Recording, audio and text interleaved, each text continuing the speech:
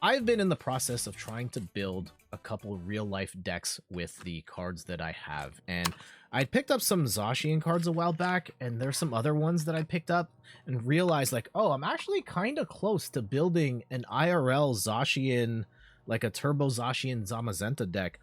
And I thought I'd show the progress that I've made so far. It's not perfect. I'm like 13 cards short, and I've got some fillers in there, but I thought I'd show you what I have. In the meantime, we've got 4 Zacian V. I'm sorry that it looks really blurry because they're in the Pokemon sleeves, which aren't the best. But 4 Zacian V, of course, Zacian is one of the best Pokemon cards of all time. It hits for 230. It allows itself to attach energy from the deck. It draws cards, it dices, it slices, it's crazy.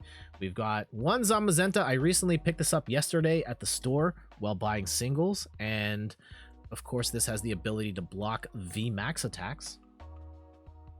Then we actually got some Orin Guru cards. I have a couple of these from the Zacian League battle deck, and then the single strike Urshifu deck comes with these as well.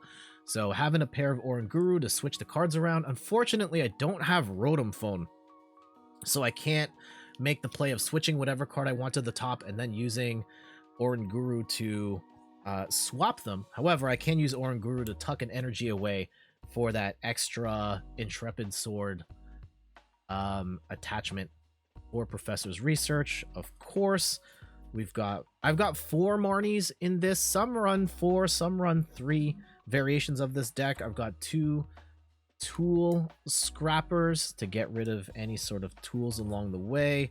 4 switches. Being able to move Zacian off the active when it's unable to attack is a really big deal, so having 4 of those is key. I've also got, just in case, 2 air balloons. These are most likely more for Zamazenta to use as a pivot or to get it out of the active when you're ready to attack again. 4 quick ball. These are to get your Zacian or Zamazenta out on the field, or Orin Guru if you really need it. 4 metal saucers. I had these again were in the League battle deck, but some of the metal themed decks, I think the Zacian and Zamazenta ones have metal saucers as well. I think you only get 2 instead of 4 though. You know, one of my favorite cards, the Boss's Orders. You have to have a whole bunch of those in there, and this is where it gets kind of dicey. So I have 12 energy as well, which is about right for a Zacian deck. It's really high for most competitive grade decks. Most of them are like 8 to 10, sometimes less. I do kind of fall apart here. I don't have the Rotom Phones. I don't have Crystal Caves, which is kind of weird. I've opened a bunch of Evolving Skies and haven't gotten a single Crystal Cave.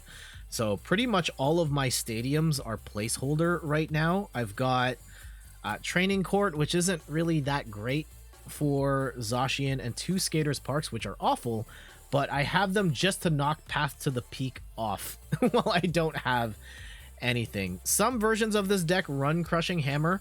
In absence of Rotom Phone, I threw 4 Crushing Hammers in here to make it go. I've got an extra Raihan in here. I've got 2 of those in my deck as it stands. I'm gonna make substitutions when it's out, and then